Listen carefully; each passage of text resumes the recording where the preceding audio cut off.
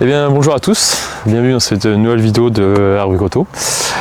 Aujourd'hui tu nous as ramené une voiture on va dire emblématique quand même de chez BM. C'est ça, enfin officiellement non, Oui. officieusement oui. Pour moi ça reste quand même un modèle mythique quand même, de la marque quand même. Donc ouais c'est une voiture quand même, la petite histoire c'est que ouais, c'est une voiture phare on va dire, des années 80 la E30 et qui a marqué quand même une génération. Ce qu'elle a eu avant la E30, il y a eu la E21. C'est ça. C'est la première des séries 3. C'est ça, voilà. C'est là où ça a commencé. Et après, vu qu'il y a eu un bon succès sur la E21, ils ont lancé du coup la E30. Et ça. Qui pareil, du coup, aura été un succès, gros succès aussi parce que c'est énorme succès. Et qui a fait beaucoup parler d'elle parce que c'est une voiture qu'on a retrouvée notamment dans le rallye, dans l'endurance, dans beaucoup de ces domaines-là en fait, hein, qui étaient un peu phares on va dire à l'époque. Et voilà quoi, ça en fait la réputation que ça en a fait aujourd'hui, avec un nombre incalculable de moteurs dessus, que ce soit du diesel ou de l'essence, qui sont basés dessus, des versions break à la version cabriolet. Vraiment eu son lot de tout ça, voilà. Donc, qu'est-ce que toi tu as à nous dire, on va dire, sur celle-là aujourd'hui? Pour vous commencer, du coup, c'est une 30. Ok, oui. De base, c'est sur une 320i. Ok. Qui n'est plus du tout d'origine. Oui, il n'y a plus rien d'origine dessus. Littéralement, c'est du coup une réplique Alpina avec un swap 323i. Ok. Phase 1. Les phases 2 sont de 150 chevaux et celle-là est de 142, 139 à peu près. Du coup, il y a un kit complet Alpina.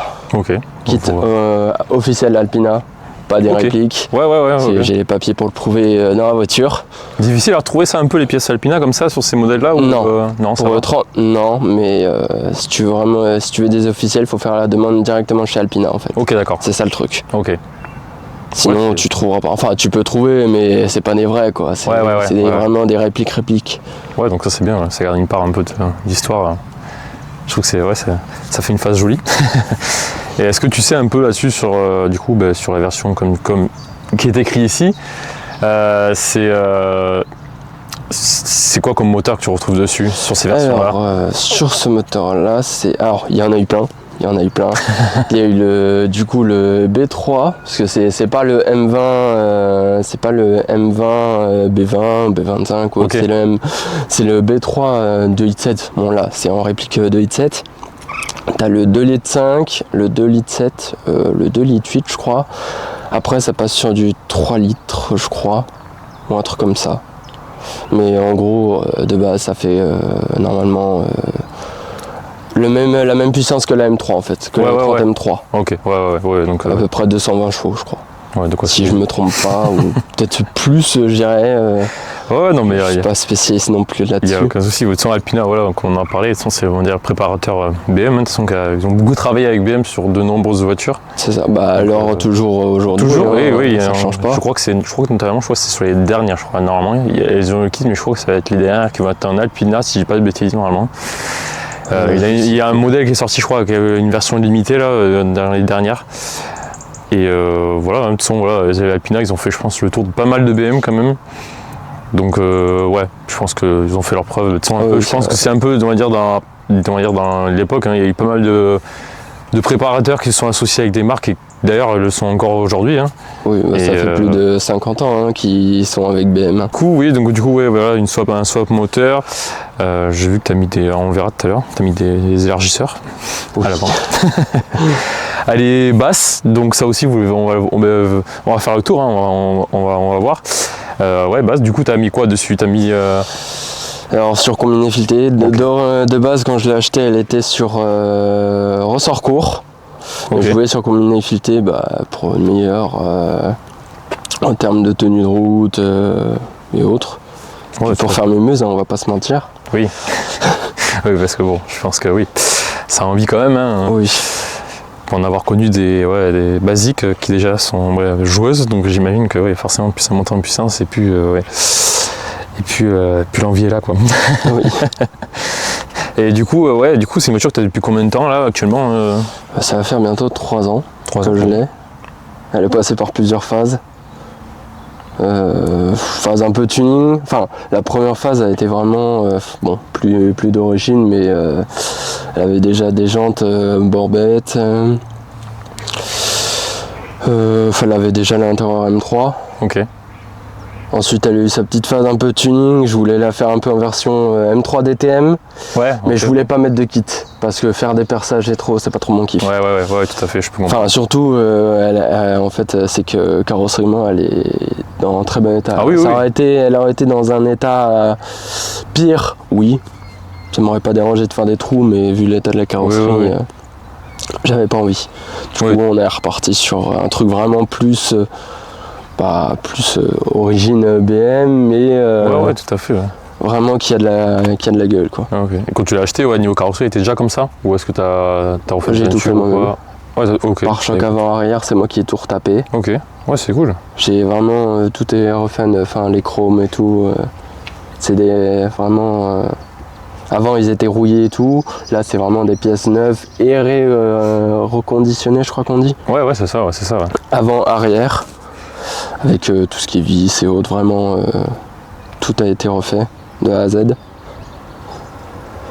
Ouais, de toute façon ça se voit, l'état Hawaii, elle est très propre. Mais c'est bien qu'on ait encore des gens comme ça. Voilà. Mais maintenant on le voit de plus en plus, hein, les gens le font eux-mêmes, les gens essayent de refaire leur voiture, parce que surtout que maintenant la côte, on va dire aussi, avec ces voitures-là, a très très grandement bondi. Oui, surtout le E30. Surtout le E30, ouais, c'est ça. Maintenant on le voit, tout ce qui est Youngtimer et ça a pris une cote un peu démesurée, je trouve, sur certaines. Après ça reste que mon avis. Ça dépend des modèles, ouais. Ouais, c'est ça, voilà. Mais c'est vrai que... Et bon, elles sont créées une réputation aussi, hein, parce que c'est vrai que... Quand tu vois une voiture comme ça qui arrive, personnellement, moi, je trouve ça très joli et c'est appréciable à voir. Hein. Avant c'était la voiture, tu sais, un peu de papy-mamie que nos parents ils voulaient pas utiliser parce que tu vois ça faisait vieillot. Ouais. Et puis même nous, maintenant on trouve ça tellement stylé de rouler avec une ancienne que maintenant c'est une voiture récente. Qu'une ancienne c'est c'est une autre gueule que les voitures récentes. Ah oui, non, c'est sûr. Ouais, puis c'est pas pareil, hein. Maintenant c'est beaucoup d'électronique, c'est pas mal d'aide à l'assistance, machin et tout. Là maintenant sur ça t'as quasiment rien, quoi. Après c'était selon les voitures, les options. Oui, c'est ça, bien évidemment aussi. Ouais. Mais il n'y a pas autant d'électronique qu'il y avait maintenant sur. Voilà. Et puis c'était pas dérangeant non plus. C'était déjà pas mal. Ouais, c'est ça, voilà. Avec un peu de chance, si t'avais un plus de sous, tu mettais la clim dedans. Oui. Suivant les options, mais c'est vrai que. Ouais, c'est vrai que. Ça a toujours son charme. C'est ça. D'ailleurs, c'est pareil, hein. C'est long feu. Ouais. C'est long feu. Puis ça a une bonne gueule. Hein. Échappement, du coup, sur mesure aussi ou full inox. Ouais. Du collecteur en sortie. Ah oui, ouais, comme ça. Oui. Comme ça, il n'y a que le vrai bruit. C'est vrai que ça se voit un peu, on le voit un peu en sortie que ça a été refait. Ouais, c'est sur mesure. Ouais, de toute façon, c'est ce qu'il faut. Hein. Sur mesure, au moins, t'es pas embêté. Et puis, parce que je pense qu'en pièces origine ou quoi, ou même s'il y en a qui les font, je pense que ça doit se vendre après à prix d'or. Oui. Surtout ces voitures-là. Et voilà. Mais par contre, c'est vrai que derrière, que ce soit derrière ou devant, je trouve que celles-là sont très belles. Surtout avec le kit que tu as rajouté, ouais. C'est un charme. C'est un charme. C'est un sacré charme. Mais c'est vrai que oui, très joli. Même les jantes Alpina et ça a toujours eu un beau succès Alpina. Ouais, après tout ce qui était fait dessus. Le seul truc qui ne sont pas des vraies pièces, c'est les jantes. Okay. Parce que je voulais du 17 et il faisait que jusqu'à 16 pouces. Ah oui, ok. Sinon, je serais parti sur du vrai, mais je voulais la rehausser. Oui, parce que la ligne est déjà très très basse. Plus elle est déjà basse. Voilà quoi. On va dire mes pires ennemis c'est les dodanes quoi. Ouais, on a eu quelques-uns qui sont passés ici. Ouais, c'est vrai qu'une fois du moment que la voiture est rebaissée, forcément, t'as des contraintes. Hein. Ouais, mais tu sais, t'en as, ça passe limite. Oui. Mais moi, elle est vraiment genre très basse. Genre tu la vois en te levant, enfin en étant en dessous quoi. Ah oui, mais ça m'étonne pas. Et puis bon, vu que les ralentisseurs sont pas tous à la même hauteur des fois, bon. Ouais, c'est ça. C'est vrai que c'est pas trop aidé, mais c'est vrai que. Mais je vois là, le volant Alpina, t'as vraiment tout remis. Ouais. T'as vraiment tout refait, tout refait propre quoi. Plus cette odeur que t'as dans les BM, c'est vrai que. Pour remonter dans une autre 3, tu retrouves cette odeur là un peu d'origine. Je trouve que c'est sympa. Ouais, faut que tu nous parles quand même de ces sièges du coup. Bah du coup. Que t'as refait faire du coup, que tu m'avais dit. C'est ça, tout l'intérieur. Ok. Et les couleurs bleues, c'est les couleurs qu'il y a dedans. C'est Alpina. C'est Alpina. Okay. Alors il y a eu plusieurs tissus d'Alpina. Ça c'est ceux de la Alpina E21 C1, si je dis pas de conneries. Ok. Parce que moi je voulais de base en petite bande, mais c'est pas grave, ça me dérange pas non plus, j'aime bien. Et non franchement, mais du coup de base c'est un inter complet M3. Ok, d'accord. De base c'était un inter complet M3 en cuir beige, un peu comme la voiture. Ouais, ok, je vois. Mais du coup je voulais, comme je suis parti sur un projet Alpina, autant faire un projet Alpina de A à Z, c'est-à-dire les tissus et tout. Ouais, tu t'es carrément tout refait. Ouais. Que ça soit volant, levier de vitesse, plaque en laiton sur mesure exactement comme les vrais. Si je vais modifier quelques petites écritures. Ça va jusqu'au tapis. Oui, je vois ça avec les tapis Alpina. C'est des vrais. Les bandes. C'est des vrais. De Alpina E30 cabriolet. Ok. Ouais, c'est bien, ça garde, t'arrives à récupérer un peu des éléments à droite à gauche, c'est cool. C'est ultra rare. Il y a déjà très peu d'exemplaires. En fait, je crois qu'il y en a 260 au monde pour E30, si je me trompe pas. C'est déjà très peu. La plupart, il y en a, ils ont soit été abandonnés, détruits ou autre. Ouais, oui, forcément. On n'en voit plus beaucoup. Et là, j'ai eu cette chance de tomber, surtout que je les ai eus, mais ils étaient neufs. C'est-à-dire encore dans leur boîte, dans leur plastique d'origine et tout. C'est ultra rare. Et j'en suis content. Ah oui, tu m'étonnes. On trouve des petits éléments comme ça, c'est vrai que c'est pas toujours facile à trouver. Et quand t'arrives à mettre la main dessus, c'est vrai que... Non, et 2 mois d'attente pour les avoir. Ah oui. Mais ils sont là. C'est ça. Non, c'est le plaisir en tout. Ouais, moi j'aime bien, je trouve que ça a son charme et ça, c'est vraiment... Ça se démode pas en fait, je trouve. Non. Et puis même, on le voit, ça revient au bout du jour maintenant. Beaucoup veulent des anciennes, que ce soit E30, E36, tu vois. Ouais, toute cette génération-là, un peu de... Avant 2000. Voilà, ouais, c'est ça. Mais ouais, son BM, ça... je pense qu'ils ont fait leur preuve quand même, depuis le temps. Largement. Quand tu vois tout ce qui roule, et tout ce qu'on a encore, parce que bon, on a eu un bon nombre et voilà. Et je connais pas quelqu'un qui en a pas mis une en travers. Mais après, ça, c'est un autre débat. Mais... c'est la commune BM. C'est ça. Ils sont tous au moins passés par là. Bon, mais du coup, tu vas peut-être me montrer le moteur, si tu veux. Oui. Après, ce qui a été fait dessus aussi, c'est autobloquant. Ok, autobloquant, ouais. Okay. Sur les 30 de base, il n'y en a pas. Et moi, je voulais... comme les Alpina, elles en ont, ah oui, ok. Je pars sur du... T'as vraiment poussé t'as vraiment poussé le détail jusqu'au bout. C'est vrai que on verra mieux. On va faire le tour, on verra un petit peu mieux. Bon, du coup, c'est encore fait la partie mécanique. C'est ça, ce que je peux faire. Après, je passais par des garages, mais ok. C'est moi qui ai tout changé, 3/4 des pièces, quoi. Ouais. Avec le joli. Parce que c'était vraiment un carnage. Parce que de base, elle roulait quand on avait envie, mais la plupart du temps, elle restait au garage en fait. Ah oui, d'accord. Ouais. Et ça fait que un peu plus d'1 an maintenant qu'elle roule vraiment safe. Ouais. T'es plus trop embêté ou quoi maintenant. J'ai mis 2 ans. 2 ans vraiment à la safe niveau moteur. Ouais, pour qu'elle soit bien parfaite. C'est ça. Et du coup, là on voit mieux. Alors là, si on peut voir en détail, on verra mieux. On voit le collecteur, du coup, ce que tu nous disais tout à l'heure pour la partie échappement. On voit un peu mieux sur la partie qui passe ici. Bon, après, t'as mis, je pense, les durités un peu plus renforcées, je pense. Oui, juste les deux. Je voulais mettre complètement toutes les durites, mais le problème, comme c'est une phase 1, c'est pas les mêmes que les phases 2. Ils font pas en phase 1. Ah. Du coup, il y a eu que ces durites-là. Et c'était les principales parce que celle-là, elle était mangée de fou.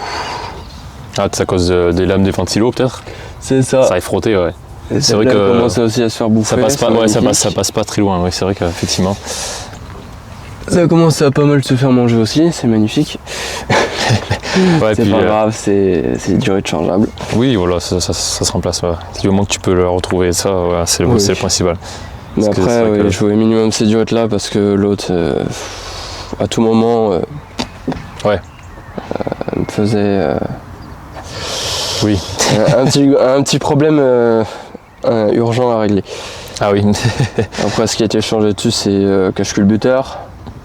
Oui, je vois ça. En Alpina. J'ai voulu peindre un peu le dessus du moteur. Comme j'ai pu, parce que sinon il faut tout démonter et j'ai la flemme de vraiment m'embêter dans les détails, mais le dessus ça faisait très bien l'affaire. C'est ce qu'on voit. Hein. Après il y a des pièces qui ne sont plus pas de E30, enfin ou du moins il n'y a pas que de E30. Ouais. Déjà le relais de pompe est de série 7, de E23 série 7. Ah oui. Le filtre air, alors il n'y avait pas que pour les E30, il y avait que pour les séries 5 aussi, les E28. Non, il y a pas mal de pièces. Qui ont été changées, qui ont été refaites. C'est ça. Après, je ne pourrais pas dire au niveau interne ou en dessous du moteur parce que c'est un swap. Du coup, je ne sais pas, je n'ai pas plus d'informations là-dessus. Je sais juste que c'était un 323. Phase 1, c'est tout ce que je sais. Bon, après, du moment qu'on les entretiens et que t'as pas de problème avec, honnêtement. Voilà. Après, je sais que sur ces voitures-là, alors, je parle pour ceux, toi tu vas avoir aussi des tips à donner, je pense, ou des infos, notamment sur les gens qui achètent ces voitures-là. Moi, pour avoir connu des gens qui en ont acheté, je sais que là-dessus, le principal défaut, alors comme sur beaucoup d'anciennes notamment, c'est les points de roue, il faut faire attention. Ouais. Parce que j'avais été en voir une avec quelqu'un que je connais et il y avait de la rouille ici surtout là. Alors pas que là, hein, il y a d'autres endroits aussi, hein, mais sous les pare-brises des fois il y a des points de rouille ou tout ça et il y a des endroits il faut surveiller parce que ça peut être... c'est les maladies sur E30, E36, même avant. C'est les grosses maladies, c'est surtout au niveau du châssis. Vérifiez toujours un châssis. Bon, du coup on se rend mieux compte de l'intérieur du coup. Ouais. Ce que tu nous parlais tout à l'heure. Je pense à ça. Mieux. En fait, c'est marrant, t'as tous les petits boutons en fait, dessus. Je trouve ça rigolo ça. Ce petit panneau là. Le check control. Ouais, c'est ça. C'est sympa. Tu me parlais tout à l'heure du coup les dédicaces du coup. C'est ça. Donc voilà. Et du coup, c'est qui les a dédicacés? Jacques Lafitte, Jean Agnotti et Guy Frégelin. Ouais. Je sais plus trop son nom de famille. Ah oui, ok. Ouais, je vois. Bah, c'est cool. T'as toujours ce petit côté un peu historique dans la voiture. C'est ça. Ok, sympathique.